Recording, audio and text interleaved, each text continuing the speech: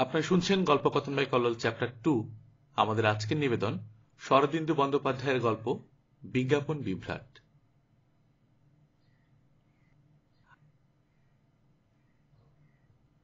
নবীন barrister Nandalal তাহার আমহার স্ট্রিটের ক্ষুদ্র বাসাবাড়ির সুসজ্জিত ড্রয়িং রুমে বসিয়া সংবাদপত্র পাঠ করিতেছিল এবং সিগারের প্রভূত ধূমে ঘরটি প্রায় অন্ধকারই করিয়া ফেলিয়াছিল। বেলা প্রায় 7:30। এমন সময় বন্ধু প্রমথনাথ ঘরে ঢুকিয়াই অতি কষ্টে কাশি চাপিতে চাপিতে বলিল, পর্বত বন্যিমান ধুমাত, তুমি ঘরে আছো ধোয়া দেখেই বোঝা যাচ্ছে।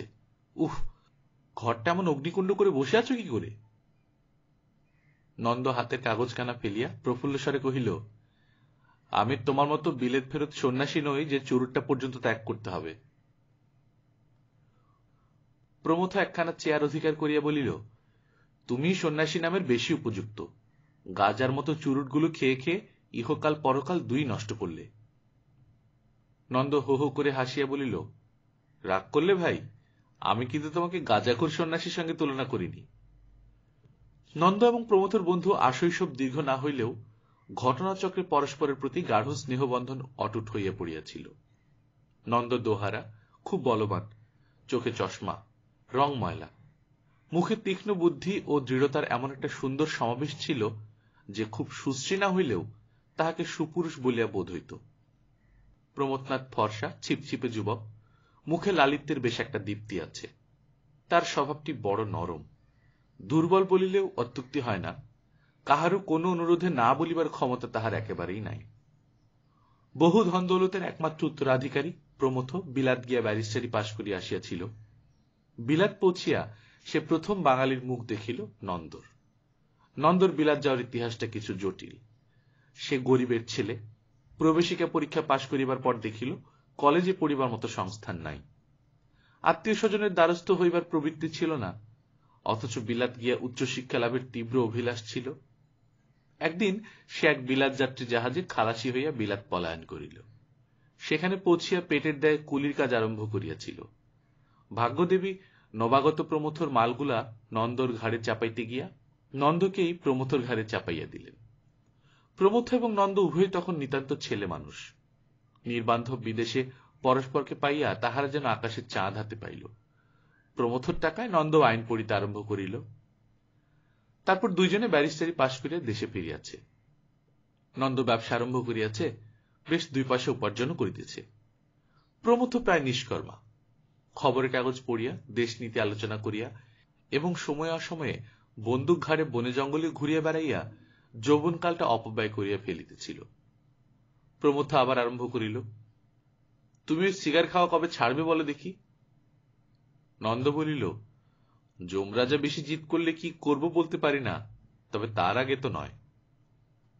প্রমথ বলিল, তার আগে ছাড়ো কিনা দেখা যাবে। এক ব্যক্তির শুভাগমন হলেই তখন ছাড়তে পথ পাবে না। নন্দ বলিল, ইঙ্গিতটা বোধ হচ্ছে আমার ভবিষ্যৎ গৃহিণীর সম্বন্ধে। তা তিনি কি যমরাজের চেয়েও ভয়ঙ্কর হবেন নাকি?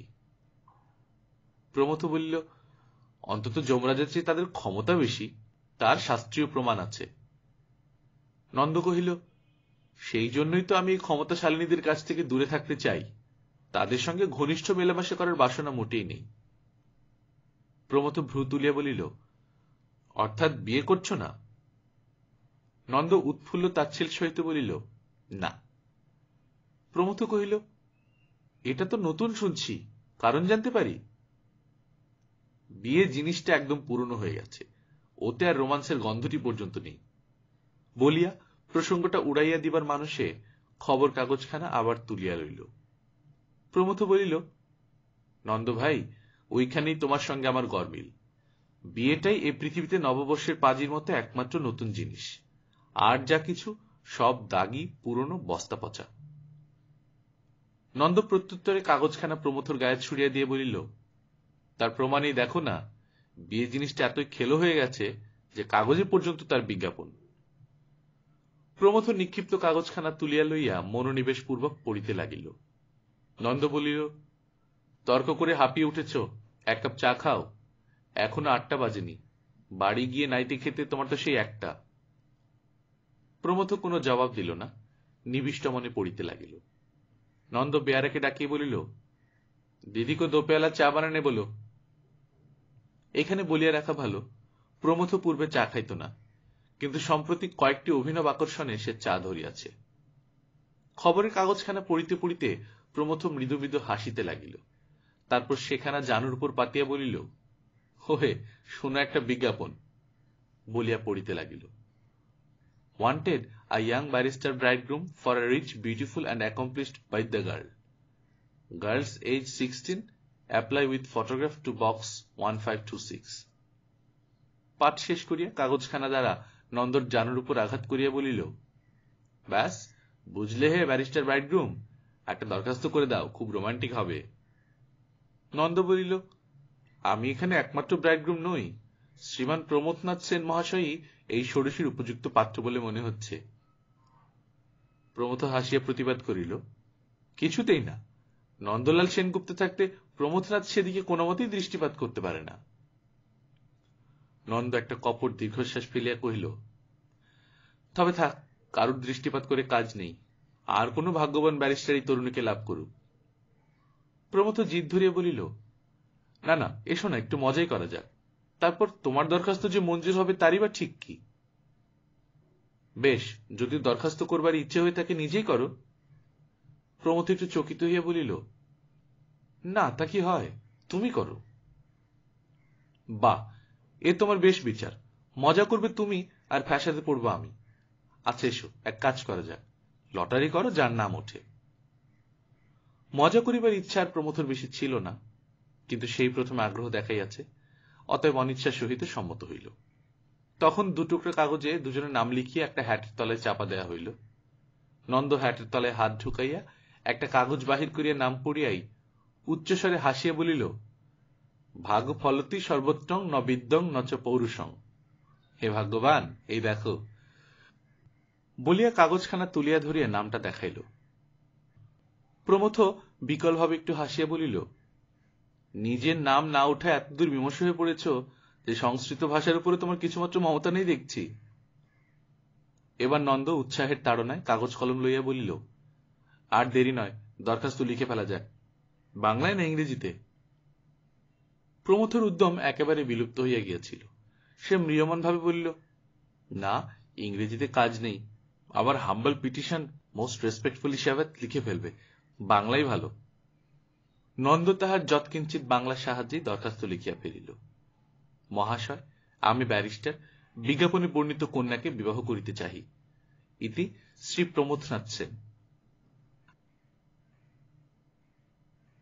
দরখাস্ত শুনিয়া প্রমথ বলিল, এক কাজ করলে হয় না, নামটা উপস্থিত বদলে দেয়া যাক, তাহলে রোমান্স জমবে ভালো। কোন উপায়ে এই বিজ্ঞাপনের হাত হইতে আত্মরক্ষা করিতে পারিলে সে এখন বাঁচে। নন্দ রাজি হইয়া বলিল, বেশ, কি নাম বলো। প্রমথ কহিল, ওই অর্থেরই অন্য কোন নাম। জিজ্ঞাসা করিল, প্রমথ কথাটার মানে কি হে? এমন সময় 2 হাতে 2 পেয়ালা চা সাবধানে ধরিয়া একটি 15-16 বছরের মেয়ে ঘরে ঢুকিল। পাতলা ছিপছিপে সুশ্রী সুগঠন দেহ, একবার দেখিলেই বেশ বোঝা যায় নন্দর বোন। নিতান্ত সাধারণ 8 পরে শাড়ি সেমিজ পরা, পায়ে জুতো নাই। অমিয়া এখনো অবিবাহিতা। নন্দ বিলাত হইতে ফিরিবার অনতিকাল পরে তাহার বাপ মা দুজনেই মারা গিয়াছিলেন। এখন অমিয়াই তাহার একমাত্র রক্তের বন্ধন। উপস্থিত প্রসঙ্গটার মাঝে অমিয়া আসিয়া পড়ায় প্রমথ মনে মনে বিব্রত ও লজ্জিত হইয়া উঠিল। নন্দ পূর্ববৎ স্বচ্ছন্দে জিজ্ঞেস করিল, প্রমথ কি প্রেম সংক্রান্ত কোনো কথা নাকি? অমিয়া চায়ের পেয়ালা দুটি সবেমাত্র টেবিলের উপর রাখিয়াছিল। ভাষা সম্বন্ধে দাদার প্রগাঢ় অজ্ঞতা দেখিয়া সে হাসি সামলাইতে পারিল না, কিন্তু হাসিয়া ফেলিয়াই অপ্রস্তুতভাবে বলিয়া উঠিল, বা দাদা। নন্দ অর্বাচীনের মতো ভগিনীকে প্রশ্ন করিল, অমিয়া, তুই জানিস প্রমথ কথার মানে? অমিয়া আর চোখে একবার প্রমথর মুখখানা দেখিয়া লইয়া মুখ টিপিয়া টিপিয়া হাসিতে লাগিল। প্রমথ লজ্জার সংকটে তাড়াতাড়ি বলিয়া উঠিল, প্রমথনাথের বদলে ভূতনাথ হইতে পারে। শব্দটির প্রকৃত অর্থ বুঝিতে পারিয়া নন্দ কিছুক্ষণ উচ্চ রবে হাসিয়া লইল। তারপর দরখাস্ত হইতে প্রমথনাথ কাটিয়া ভূতনাথ বসাইয়া দিল। ব্যাপারটি কি বুঝিতে না পারিয়া অমিয়া কৌতূহলের সহিত দরখাস্তখানা নিরীক্ষণ করিতেছিল। প্রমথ বেচারা এতই বিহ্বল হইয়া পড়িয়াছিল যে এক চুমুক গরম চা খাইয়া মুখ পুড়াইয়া উ করিয়া উঠিল। চকিতে ফিরিয়া অমিয়া বলিল, বড্ড গরম বুঝি? অধিকতর লজ্জায় ঘাড় নাড়িয়া প্রতিবাদ স্বরূপ প্রমথ আরেক চুমুক চা খাইয়া ফেলিল, এবং এবার মুখের দাহটাকে কোনো মতেই ঊর্ধ্বস্বরে প্রকাশ করিল না। নন্দ বলিল, ফটোর কি করা যায়?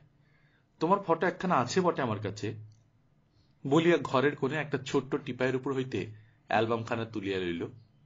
অমিয়া আস্তে আস্তে ঘর হইতে বাহির হইয়া গেল, এবং দরজা পার হইয়াই তাহার দ্রুত পলায়নের পদশব্দ ফটো অনুসন্ধানরত নন্দর কানে গেল না।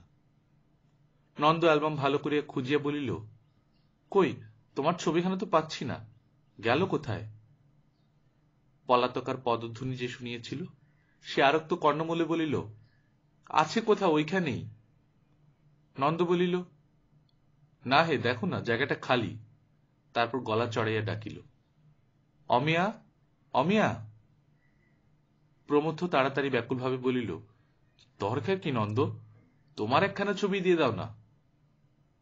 নন্দ কিছুক্ষণ প্রমথর মুখের পানে তাকাইয়া থাকিয়া সহাস্যে বলিল, তোমার মতলব কি বলতো?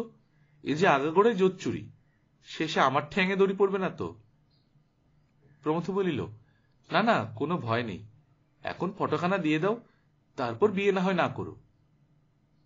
নন্দ নিজের একখানা ফটো খামের মধ্যে পুরিয়া বলিল, তুমি নিশ্চিন্ত হতে পারো, বরকর্তার পদটা আমি গ্রহণ করলুম, যা কিছু কথাবার্তা আমি করব, বলিয়া চিঠিতে নিজের ঠিকানা দিয়া খাম বন্ধ করিয়া চা পানে মনোনিবেশ করিল। দিন 15 পরে প্রমথ নন্দর বাড়িতে গিয়ে উপস্থিত হইল। কি হে, কি খবর? নন্দ একরাশি ধুম উদ্গীরণ করিয়া বলিল, খবর সব ভালো। একদিন কোথায় ছিলে? প্রমথ বলিল, ময়ূরভঞ্জে গিয়েছিলুম ভালুক শিকার করতে। নন্দ বলিল, আমাকে একটা খবর দিয়ে গেলেই ভালো করতে। তা সে যাক, এদিকে সব ঠিক? প্রমথ জিজ্ঞাসা করিল, সব ঠিক কিসের? নন্দ প্রমথ নির্দোষ স্কন্ধের উপর এক প্রচন্ড চপেটাঘাত করিয়া বলিল, কিসের আবার? তোমার বিয়ের। প্রমথ আকাশ হইতে পড়িল, আমার বিয়ের? সে আবার কি? বস্তুত সেদিনকার বিজ্ঞাপনের ব্যাপারটা প্রমথর বিন্দু বিসর্গ মনে ছিল না। বিস্মৃতির আনন্দে সেই কটা দিন ময়ূরভঞ্জের জঙ্গলে দিব্য নিশ্চিন্ত মনে কাটাইয়া দিয়াছে। তাই নন্দ যখন নিতান্ত ভাবলেশীন বৈজ্ঞানিকের মতো তাহার মধ্যাকাশে মস্ত একটা ধূমকেতু দেখাইয়া দিল, তখন প্রমথ ভয় ব্যাকুলের মতো বসিয়া পড়িল। নন্দ স্বচ্ছন্দে বলিতে লাগিল, সব ঠিক করিয়া ফেলা গেছে, মেয়ে দেখা, এমনকি আশীর্বাদ পর্যন্ত।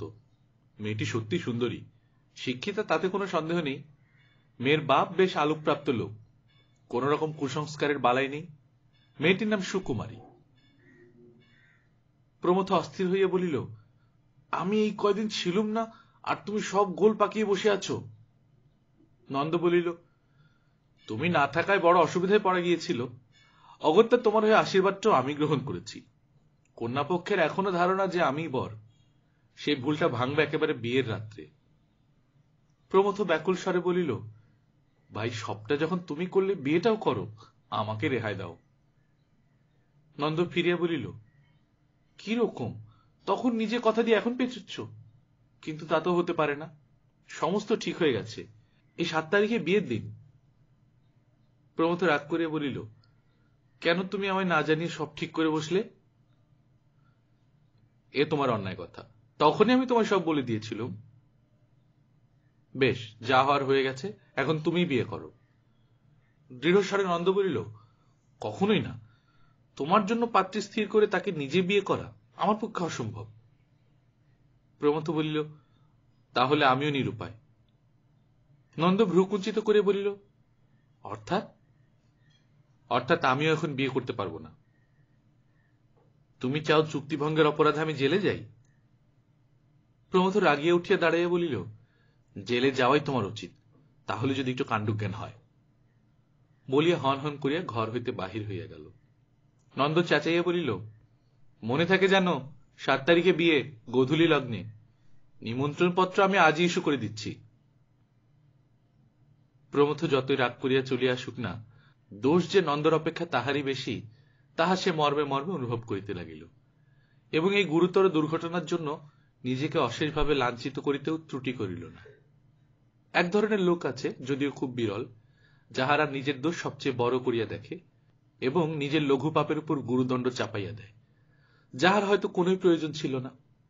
আত্মলাঞ্ছনা শেষ করিয়া প্রমথ নিজের উপর এই কঠিন দণ্ডবিধান করিল যে মন তাহার এ বিবাহের যতই বিপক্ষে হোক না কেন, বিবাহ তাহাকে করিতেই হইবে। ইহাই তাহার মূঢ়তার উপযুক্ত দণ্ড। তাছাড়া নন্দ যখন একটা কাজ করিয়া ফেলিয়াছে, তাহাকে 5 জনের সম্মুখে অপদস্থ করা যাইতে পারে না, না, কোনো কারণেই না। বিবাহের দিন যথাসময়ে আসিতে বিলম্ব করিল না এবং সেদিন সন্ধ্যাবেলা প্রমথকে বন্ধু বান্ধব দ্বারা পরিবৃত করিয়া বরকর্তা নন্দলাল মোটর আরোহণে বিবাহস্থলে উপস্থিত হইতেও বিলম্ব করিল না। প্রমথ ইচ্ছা করিয়া কোন রকম সাজসজ্জা করে নাই, মুখ ভারী করিয়া বসিয়াছিল। তাহাকে দেখিয়া বর বলিয়া মনেই হয় না, বরং নন্দ বরকর্তা বলিয়া বেশের বিশেষ পরিপাট্য সাধন করিয়া আসিয়াছিল। এক্ষেত্রে অজ্ঞ ব্যক্তির কাছে সেই বর বলিয়া প্রতীয়মান হইল। কন্যার পিতা ল্যান্সডাউন রোডে বাড়ি ভাড়া করিয়াছিলেন, সেইখানে বিবাহ। বরপক্ষ সেখানে উপস্থিত হইবা মাত্র মহা হুলস্থুল পড়িয়া গেল। চিৎকার, হাঁকাহাঁকি, উলুধ্বনি, শঙ্খধ্বনির মধ্যে কন্যাকর্তা তাড়াতাড়ি বরকে নামাইয়া লইতে ছুটিয়া আসিলেন। নন্দ তখন নামিয়া পড়িয়াছে, প্রমথ গোজ হইয়া গাড়ির মধ্যে বসিয়াছে। সে মনে মনে ভাবিতেছে, যাহার কন্যাকে সে বিবাহ করিতেছে তাহার নামটা পর্যন্ত সে জানে না। জানিবার দরকারও নাই, কোন রকমে এই পাপ রাত্রি কাটিলে বাঁচা যায়, তারপর পরের কথা পরে ভাবিলেই চলিবে। হঠাৎ অত্যন্ত পরিচিত কণ্ঠস্বরে সচকিত হইয়া প্রমথ তাকাইয়া দেখিল, তাহারই মাতুল প্রমোদবাবু সাদরে নন্দর বাহু ধরিয়া বলিতেছেন, এসো বাবা, এসো। প্রমথর মনের মধ্যে সন্দেহের বিদ্যুৎ খেলিয়া গেল। সে চিৎকার করিয়া বলিয়া উঠিল, এ কি মামা, তুমি? প্রমোদবাবু ফিরিয়া প্রমোদকে দেখিয়া বলিলেন, এ কি প্রমথ, তুইও বরযাত্রী নাকি? কোথায় ছিলে এতদিন? খুঁজে খুঁজে হয়রান, কোথাও সন্ধান না পেয়ে শেষে চিঠি লিখে রেখে এলুম। চিঠি পেয়েছিলি তো? প্রমথ উত্তেজিত স্বরে বলিল, কোন চিঠি? শুকুর বিয়ের নিমন্ত্রণ চিঠি। হায় হায়, ময়ূরভঞ্জ হইতে ফিরিবার পর প্রমথ একখানা চিঠিও খুলিয়া দেখে নাই। এই সময়টার জন্যই নন্দ অপেক্ষা করিতেছিল। সে সহাস্য মুখে সকলের দিকে ফিরিয়া বলিতে আরম্ভ করিল, দেখুন, একটা ভুল গোড়া থেকেই হয়ে এসছে, এখন তা সংশোধন হওয়া দরকার। আজ বিবাহের বর। প্রমথ মোটর হইতে লাফাইয়া নন্দর হাত সজোরে চাপিয়া ধরিল, বলল, নন্দ, চুপ করো, একটা কথা আছে, শুনে যাও। বলিয়া তাহাকে টানিতে টানিতে অন্তরালে লইয়া গেল। কন্যাপক্ষী এবং বরপক্ষীও সকলে অবাক হইয়া গেল। প্রমথ বলিল, তুমি একটা আস্ত গাধা, করেছ কি? শুকু যে আমার বোন হয়, প্রমোদবাবু আমার সাক্ষাৎ মামা। নন্দ হা করিয়া চাহিয়া রহিল। প্রমথ হাসিয়া বলিল, হা করলে কি হবে, এখন চলো, ভগিনীকে উদ্ধার করো। কেলেঙ্কারি যা করবার তা তো করেছ, এখন মামার জাতটাও মারবে? নন্দ এমনই স্তম্ভিত হইয়া গিয়াছিল যে বিবাহ শেষ না হইয়া যাওয়া পর্যন্ত একটি কথাও বলিতে পারে নাই। সম্প্রদানের সময় বরের নাম লইয়া একটু গোলমাল হইয়াছিল, কিন্তু তাহা সহজেই কাটিয়া গেল। প্রমথ বুঝাইয়া দিল যে নন্দর ডাকনাম ভূত। বিবাহ চুকিয়া গেলে প্রমথ নন্দকে জিজ্ঞাসা করিল, কি হে, বিয়েটা রোমান্টিক বোধ হচ্ছে তো? নন্দ বলিল, কিন্তু তোমাকে বঞ্চিত করে ভালো করিনি, এখন মনে হচ্ছে। বটে, কেন? কি জানি, পরে আবার যদি দাবি করে বসো। প্রমথ কৃত্রিম কোপে ঘুষি তুলিয়া বলিল, চুপ। নন্দ বলিল, সে না হয় হলো, কিন্তু তোমার মুখের গ্রাস কেড়ে নিলুম, তোমার একটা হিল্লে করে দিতে হবে তো। প্রমথ নিতান্ত নিরীহ মানুষের মতো বলিল, হিল্লে তো তোমার হাতেই আছে। কিরকম? প্রমথ অসহিষ্ণু হইয়া বলিল, থাকগে নন্দ, আজ আমাকে ছুটি দাও ভাই, আমার একটু কাজ আছে। কি কাজ না বললে ছুটি পাচ্ছ না? আমাকে একবার অমিয়াকে খবর দিতে হবে। অমিয়াকে খবর কাল দিলেই হবে, এই রাত্রে তার ঘুম ভাঙিয়ে আমার বিয়ের খবর দেওয়ার দরকার নেই। কিন্তু আমার পরিত্রাণের খবরটা তো দেওয়া দরকার। তার মানে তুমি একটি গাধা, তার চেয়েও বড়, একটি উট, এখনো বুঝতে পারোনি? সহসা প্রমথর আগাগোড়া সমস্ত ব্যবহারটা স্মরণ করিয়া নন্দর মুখ উজ্জ্বল হইয়া উঠিল। সে প্রমথর হাতখানা ধরিয়া 3-4 বার জোরে ঝাঁকানি দিয়া বলিল, অমিয়া তোমার মাথাটি খেয়েছে?